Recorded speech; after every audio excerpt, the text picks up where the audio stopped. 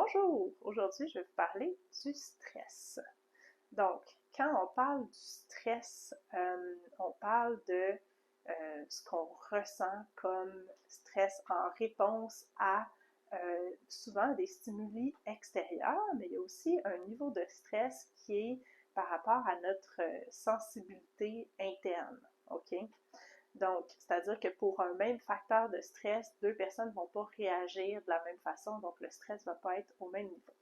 On dit que le stress est un réflexe archaïque, c'est-à-dire que c'est un réflexe qui est fait pour nous sauver la vie, pour réagir au mammouth.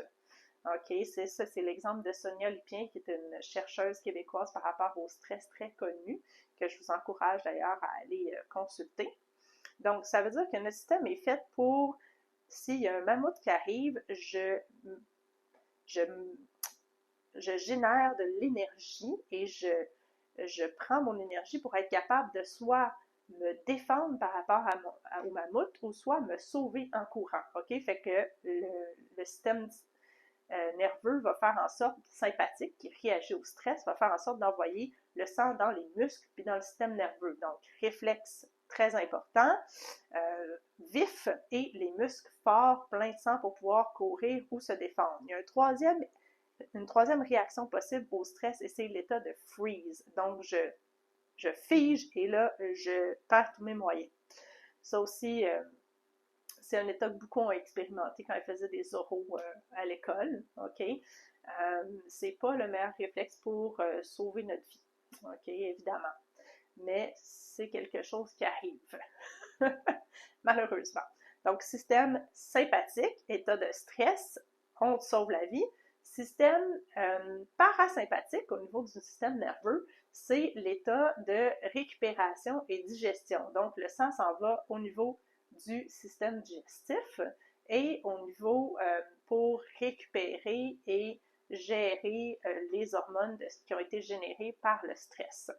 Maintenant, il y a plusieurs types de stress. OK? Donc, on parle de stress réel quand notre vie est réellement menacée et on parle de stress qui n'est pas réel, mais qui est induit par notre perception, entre autres, par rapport à des stress qui ne mettent pas notre vie en danger. OK? Comme par exemple, j'ai un examen. Il y a de fortes chances que tu meurs pas, même si tu as un examen, ou j'ai une présentation orale, ou je fais une vidéo. Ça génère un état de stress et le stress, encore une fois, est là pour nous rendre service, c'est-à-dire monopoliser de l'énergie pour nous mettre en action. Par rapport au type de stress, donc le stress environnemental, si j'habite à côté d'une autoroute, je vais entendre les autos tout le temps, donc ça crée une forme de stress. Mais il y a aussi un phénomène d'accoutumance par rapport au stress, c'est-à-dire que si j'entends toujours les autos, mon système nerveux ne fera plus attention à ce stimuli-là et donc il va avoir un phénomène d'accoutumance. Ça ne veut pas dire que c'est pas stressant, mais ça veut dire que je suis habituée de vivre avec ce stress-là. Donc, je ne le perçois pas comme un stress. Après ça, il y a le stress d'adaptation. Hein? Il fait froid, il fait chaud, mon métabolisme doit changer, c'est un stress d'adaptation. Il y a les stress physiques. J'ai de la douleur, j'ai une douleur chronique ou je me suis fait une entorse de cheville. OK? C'est un stress physique, c'est-à-dire que je dois monopoliser des ressources et de l'énergie pour aller guérir cette blessure-là. C'est une forme de stress, c'est-à-dire que ça induit une réaction du corps, ça monopolise de l'énergie à l'intérieur du corps. Stress émotionnel, même chose. Je vis de la colère, je vais libérer du cortisol. C'est fait pour me faire réagir. Il y a une situation qui me semble injuste. C'est sain de vivre de la colère pour se mettre en action, pour être capable de réagir. OK? Ce qui est pas sain, c'est de dire, ben non, j'ai pas le droit de vivre de la colère, puis là, de mettre le couvercle sur le presto, puis à ce moment-là, d'accumuler du stress émotionnel. OK?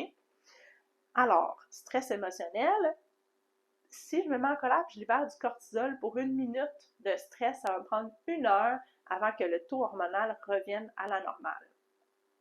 Après ça, il y a aussi le stress qui est induit par l'hyper-hypovigilance, OK? C'est-à-dire qu'il y a certaines personnes qui ont des récepteurs de système nerveux plus sensibles que d'autres et d'autres qui ont des systèmes nerveux moins réactifs que d'autres, OK? Il y a des stress situationnels aussi. Bon, genre j'ai un examen ou genre je manque de me faire écraser par un auto. Stress situationnel. Ou je vis un deuil. C'est sûr qu'il y a du stress émotionnel là-dedans, hein, mais voilà. Après ça, qu'est-ce que ça va avoir comme effet dans le corps, le stress? Donc, évidemment, il va avoir le système nerveux qui va réagir. Donc, on a parlé du système nerveux sympathique qui, lui, a des activateurs. Hein? Donc, lui, il peut toujours monter plus haut. Mais par contre, le système nerveux parasympathique, lui, n'a pas d'activateur. Fait que pour qu'il fasse sa job, digestion, régénération, donc gérer les hormones de stress, il faut que le système sympathique soit capable de descendre assez bas, plus bas que le taux d'activation du système parasympathique pour que lui se mette en œuvre. Donc, quand on parle de stress chronique, il y a de fortes chances que le système parasympathique ne fasse jamais tout à fait sa job. OK? Fait que le corps récupère moins bien et donc il y a une accumulation de stress. Après ça, il va y avoir des effets au niveau du système hormonal, ce qu'on appelle l'axe HHS, donc hypothalamus, hypophyse, hypothalamus et surrénal, pardon. Donc, c'est les hormones qui vont réagir au stress et qui vont sécréter des hormones de stress dans l'organisme et qui vont nous aider à avoir une réponse à plus long terme. Donc, court terme, c'est système nerveux. Un peu plus long terme, système hormonal. Hein, fait que les gens, mettons qu'on dit qu'ils vivent sur l'adrénaline, ont l'impression d'être Superman, Superwoman, mais à long terme, c'est qu'on va épuiser aussi notre système hormonal, donc avoir un métabolisme qui est toujours trop élevé va épuiser nos réserves, puis va finalement nous amener souvent vers le burn-out, où est-ce que là, on n'a plus de réserves, puis on a épuisé l'énergie qu'on avait à donner. Parce qu'aussi, quand on est dans un état de stress chronique, on n'arrive pas à récupérer. Il va y avoir aussi un effet sur le niveau de sucre dans le sang parce que le système nerveux ne se nourrit que de glucides. Donc, on va avoir un niveau de sucre dans le sang plus élevé. OK?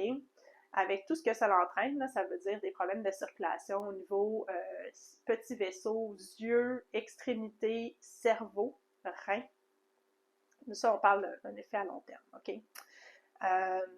Mais aussi, quand on a trop de sucre dans le sang, il va y avoir ce qu'on appelle un stress oxydatif qui va s'installer. Ça veut dire que trop de sucre et trop de digestion du sucre va amener un stress oxydatif sur le corps, donc plus d'inflammation dans le corps. Fait que c'est un petit peu un cercle vicieux. Fait que plus d'inflammation, plus de stress articulaire parce que là, on a plus de serrement articulaire parce qu'il y a de la congestion, plus de douleur. Fait qu'on tombe dans un cercle vicieux. Et moins de récupération parce que le système nerveux sympathique n'arrive pas à se reposer. Donc ça, c'est quelques-uns des effets du stress. À très long terme, on va aussi avoir des moins bons os parce que le calcium va retourner en circulation dans le sang. Bon, maintenant, on va parler aussi de l'effet d'accoutumance du stress. Hein? C'est-à-dire que on a tous besoin d'un minimum de stress vital pour être capable de réagir puis de vivre. Okay? Il faut que notre système nerveux puisse réagir, donc expérimenter le stress. Fait qu'il y a une façon saine de vivre du stress et il y a aussi plein de mécanismes qui ne sont pas tout à fait sains. Okay? Fait que ça, mettons que c'est mon taux basal. OK?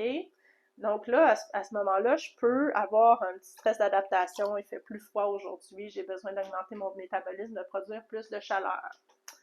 J'ai un petit peu d'inflammation. Je me suis levée avec un mal de dos. OK, ça va encore. Je me suis mise en colère. Il y avait quelque chose qui ne faisait pas mon affaire. Ça va encore.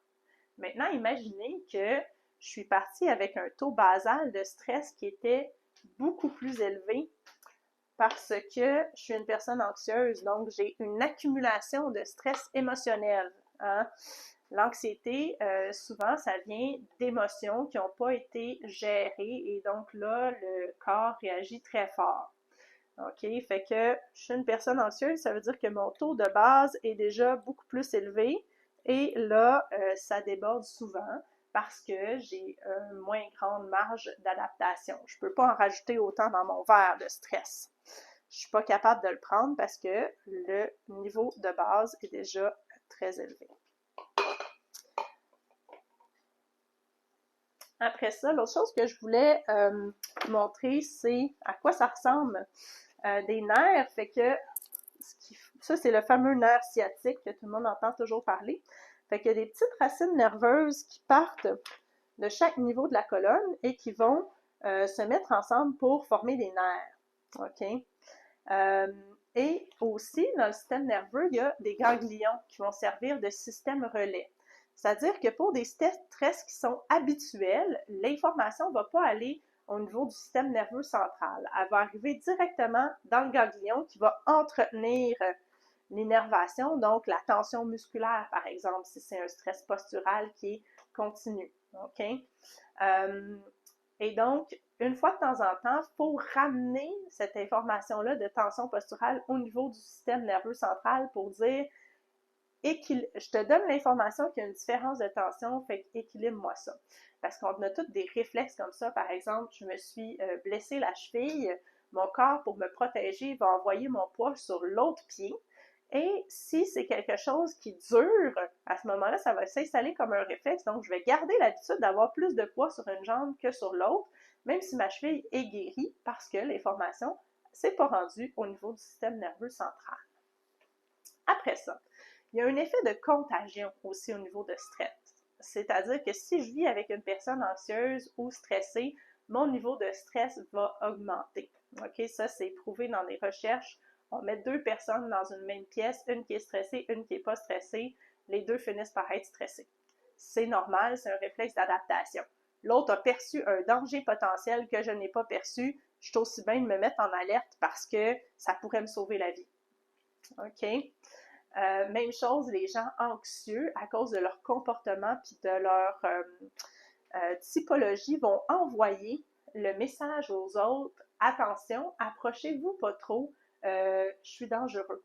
Hein? Parce que je vis du stress puis je vais exploser à tout moment. C'est ça qu'ils envoient comme message. Finalement, les mécanismes de régulation du stress. Donc, la lecture, c'est le moyen le plus rapide de descendre le niveau de stress. Après 6 minutes de lecture, normalement, notre niveau de stress est revenu à un niveau acceptable, on va dire fonctionnel. Après ça, il y a le sport, évidemment, autant l'activité cardiovasculaire que le stretching. Plus on prend de l'âge, plus notre capacité d'adaptation diminue parce qu'on a accumulé du stress dans notre corps et donc plus on devrait aller vers du stretching, en fait. Après ça, il y a le contact avec soi-même, écrire un journal, faire la méditation, faire des exercices de respiration, entre autres. Le contact avec les arts, n'importe quelle forme d'art, même chanter sous la douche, ça compte, ça aide à diminuer le niveau de stress. Contact avec la nature et les contacts sociaux. Encore faut-il que ce soit des contacts sociaux positifs et qui nous font du bien. En général, c'est les 5 mécanismes de gestion du stress.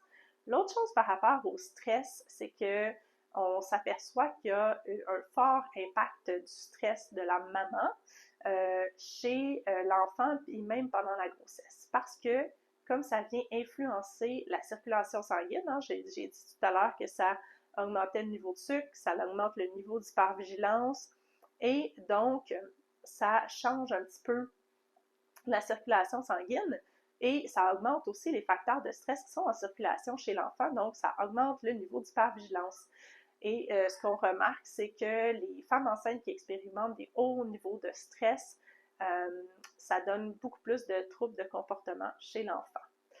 C'est comme si le message qu'il avait reçu, c'est faut que tu sois en hypervigilance parce que tu n'es pas dans un environnement sécuritaire. Même si le stress n'était pas un stress réel, donc la vie de la mère n'était peut-être pas nécessairement en danger, mais même le fait d'accumuler ou d'être dans un mode de vie stressant, donc un environnement sonore très stimulant, une charge mentale élevée, va faire en sorte qu'on transmet au bébé un pattern de tu n'es pas en sécurité, il faut que tu sois stressé pour pouvoir survivre. Et voilà, ça termine cette vidéo sur le stress.